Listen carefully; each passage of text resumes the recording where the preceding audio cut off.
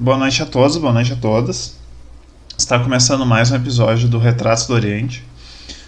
Hoje nós iremos debater sobre a questão da guerra na Ucrânia e talvez vocês estejam se perguntando o que isso tem a ver com o orientalismo e com o Oriente Médio e as civilizações árabes nas quais eu estudo. E faço parte desse time do História em Casa que debate o Oriente, as questões do Oriente. Eu considerei muito importante trazer nesse vídeo 2, chamado A Mídia e a Ucrânia, o posicionamento das mídias ocidentais, especialmente das mídias alinhadas com os Estados Unidos, como que esse confronto, especialmente como a agressão russa na Ucrânia no último dia 24 de fevereiro, foi algo criado uma sensação muito grande, uma histeria muito grande, e como que essa histeria alimenta um discurso que é um discurso já antigo, que é justamente o discurso que eu debato, que é o discurso orientalista, como que esse discurso ele reforça determinados estereótipos contra civilizações não brancas, e como que esse discurso ele justamente reforça essa sensação e essa característica específica dos Estados Unidos, como se fosse o bastião da liberdade, o bastião da ordem, do progresso, da civilização, e como que esse discurso, a partir da invasão russa na Ucrânia, como foi abafada, inclusive, os conflitos em outras regiões do mundo, tais como a Síria, tais como o Iêmen, tais como Somália, ou mesmo a questão palestina, que é a questão mais específica que eu quero trazer aqui para vocês. Então, no vídeo de hoje, trarei para vocês essa minha reflexão sobre como que a mídia ocidental criou um sensacionalismo em cima da Ucrânia, por justamente a Ucrânia ser um país relativamente majoritariamente branco e cristão, e como que os demais conflitos ao redor do mundo, especialmente nas regiões, nos continentes de África e na Ásia, são diminuídos e naturalizados como confrontos e conflitos que ocorrem ao longo de todos os anos e todas as épocas. Por isso, nesse vídeo específico, nós abordaremos a questão da mídia e como que essa mídia está construindo uma ideia de que há um fim eminente de tudo, quando que paradoxalmente esse fim, toda essa noção de conflitos e todos esses sistemas de informação são vinculados para colocar a população branca como a principal que sofre e o restante do mundo como populações que existem, que vivem, mas que estão sempre em confronto e que nunca vão conseguir se pacificar, justamente porque são populações, de acordo com essas mídias e com esses discursos orientalistas, populações bárbaras e incivilizadas que precisam ter essa mão estrangeira para ter uma vida própria. Então nós estabeleceremos também vídeos,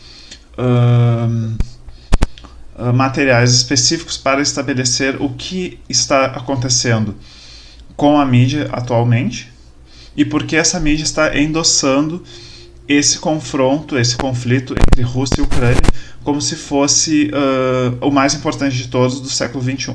Em primeiro lugar, é importante estabelecermos que nós precisamos estabelecer que as mídias ocidentais hierarquizam o sofrimento da Ucrânia e da população ucraniana como principal no mundo, porque são populações majoritariamente brancas e populações majoritariamente cristãs e que fazem fronteira com a Europa. Inclusive, essa agressão é uma agressão muito mais baseada em interesses regionais do que interesses específicos de Vladimir Putin e do governo russo contra o Ocidente. Vladimir Putin tem os seus interesses, tem um determinado bloco um determinado bloco econômico com a China e com o Irã especialmente. Então ele não negocia com os Estados Unidos.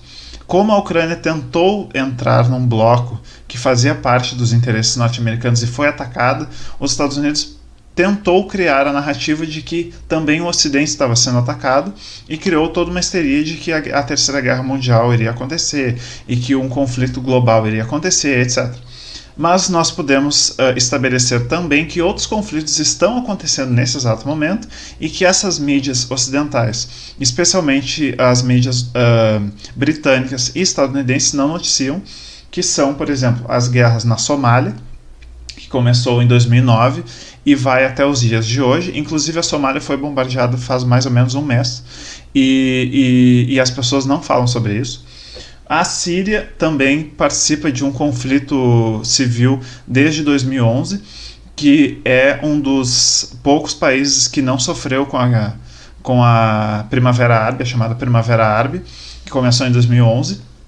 Mas o presidente e ditador Bashar al-Assad continua, né, como presidente fixo da Síria, mas existe toda essa questão da anomia na Síria, de vários grupos lutando contra si, presença de extremistas na Síria e também a presença estrangeira norte-americana na Síria, que ainda não saiu, né? A guerra no Iêmen, que é uma guerra que basicamente é um conjunto de um grupo minoritário xiita, que são os Houthis, que defendem o Iêmen, e ao mesmo tempo são apoiados pelo Irã, e um outro bloco apoiado pelos Estados Unidos, que é um bloco que alguns países árabes, tais como a Arábia Saudita, os Emirados Árabes Unidos e o Catar apoiam, porque o Iêmen faz parte de uma região estratégica ali do petróleo e de determinadas riquezas que esses países árabes, alinhados aos Estados Unidos, têm muito interesse em manter lá e que não querem que entre no bloco iraniano, russo e chinês, conforme eu disse anteriormente, né? As mídias ocidentais também esquecem de dizer sobre o atual contexto no Afeganistão pós retorno do Talibã em agosto de 2021. A principal notícia dada pelas mídias ocidentais é que o Talibã retornou e que os Estados Unidos saíram do Afeganistão. Mas após isso, nenhum tipo de notícia foi dado, nenhum tipo de cobertura sensacionalista foi dada, como está sendo dada na Ucrânia. E parece que as coisas se normalizaram lá e nós não temos mais notícia. Há a possibilidade de termos notícia desses países todos que eu falei: Somália, Iêmen, Síria e Afeganistão. Nós conseguimos ter em jornais e periódicos alternativos. Agradecer a todos e todas pela atenção.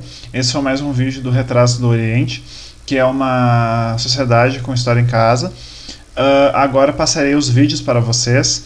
São alguns vídeos que demonstram como a mídia está passando o confronto na Ucrânia como um dos principais confrontos dos nossos tempos, mas que ao mesmo tempo está esquecendo de outros confrontos, outros conflitos que estão acontecendo tanto em África quanto na Ásia, como é o caso da Síria, do Iêmen, do Afeganistão, a questão palestina, que está sendo mais uma vez esquecida. Então, quero agradecer mais uma vez, obrigado pela presença de todos. Qualquer coisa, entre em contato comigo no Instagram, que é o Cultura Rashido. Qualquer coisa, entre em contato comigo no e-mail também. Qualquer dúvida que tiverem, estou à disposição. Muito obrigado, bom final de semana a todos e até mais. But this isn't a place, with all due respect, like Iraq or Afghanistan, that has seen conflict raging for decades. This is a relatively civilized, relatively European, I have to choose those words carefully too, city where you wouldn't expect that or hope that it's going to happen. It's very emotional for me because I see European people with blue eyes and blonde hair being killed, children being killed every day with Putin's missiles. and his helicopters and his rockets. Et on parle pas là de Syriens qui fuient les bombardements du régime syrien soutenu par Vladimir Poutine. On parle d'Européens qui partent dans leurs voitures qui ressemblent à nos voitures. Now the unthinkable has happened to them. And this is not a developing third world nation. This is Europe. On est au XXIe siècle, on est dans une ville européenne et on a des tirs de missiles de croisière comme si on était en Irak ou en Afghanistan. Vous imaginez? Je sais que l'immigration, que les Ukrainiens sont un peuple européen, chrétien, et qui donc est beaucoup plus proche de notre peuple français que les vagues migratoires des pays arabo-musulmans ou moyen-orientaux. Je le sais très bien. Donc je sais très bien qu'il poserait moins de problèmes en termes d'assimilation, d'acculturation, etc. Je le sais. C'est qu'il y ait un tsunami fondé sur l'émotion comme il y a eu pour le petit Elan. Et on a eu 1 million, voire plus, d'immigrés syriens qui étaient en plus avec d'innombrables Algériens, Marocains, Africains qui se... Mais ça veut dire quoi ça veut dire en fait, je vais y aller carrément franco. Il y a une immigration blanche chrétienne, vous dites OK. Une immigration arabe musulmane, vous dites non. Absolument. Clairement. Clairement. Aujourd'hui, tout le monde l'a compris que l'immigration arabo-musulmane est trop éloignée de nous et qu'il y a c'est de plus en plus difficile de les acculturer et de les assimiler. Donc effectivement, nous sommes plus proches des Européens chrétiens. There were some reports about discrimination of people with Arabic or African roots. What can you tell us about that? Is this true? Did you experience something like this? Yes, I experienced that. There's a lot of hostility from the white women. They really don't like us to be in the train. Somebody was telling me I have to stand up, I have to go out. If I'm not a Ukrainian, I shouldn't be in the train of a Ukrainian. I should find anywhere I should go to. So it's really, really, really sad that we have to face this. And they prefer their pets, their animals, even before a black man or a black woman. So it's really sad. Una condena total y absoluta a la guerra en Ucrania, como también en otras partes donde está sucediendo, que creo también importante decirlo porque muchas veces pasa desapercibido. En Yemen, la ocupación de Palestina y en tantos otros lugares en donde muchas veces se está sufriendo muchísimo y sale poco. بلاش طبعا ايوه وافي تمام بس شو خلاص بسيطه متعودين يا جماعه خذوا شمالكم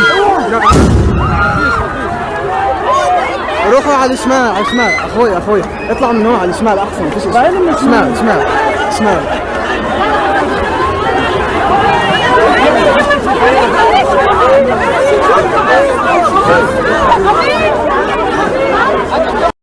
في هذه اللحظات الآن نتابع على ما يبدو صوت